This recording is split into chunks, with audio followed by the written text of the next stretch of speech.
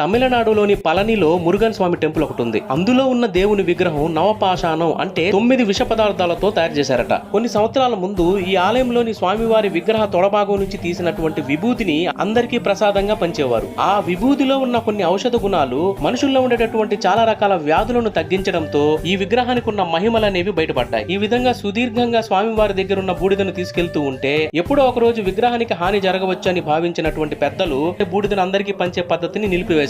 స్వామివారికి రాత్రులు గంధాన్ని పట్టిస్తే ఉదయానికంతా అది కరిగిపోతుందట. ఈ విధంగా స్వామివారికి స్వేదం పడుతుందనే విషయం అక్కడి పెద్దలు ధృవీకరించారు. చివరిగా విగ్రహానికి ఇలా కరిగినటువంటి ఆ గంధాన్ని ఒక పాత్రలో సేకరిస్తారు. ఆ సేకరించినటువంటి ఆ గంధపు ద్రవాన్ని కౌపీల తీర్థం అని కూడా అంటారు. ఇలా స్వామివారి దగ్గర లభ్యమయ్యే ప్రతిదీ అంటే బూడిద దగ్గర నుంచి కౌపీల తీర్థం, కడాన ఉత్సవాల్లో స్వామివారికి స్నానం చేయించాక వచ్చే నీళ్లు కూడా చాలా రకాలైనటువంటి వ్యాధులకు ఔషధంగా ఎలా పనిచేస్తుంది అనేది ఇప్పటి విజ్ఞానవేత్తలు కూడా అంతుచిక్కని విషయం.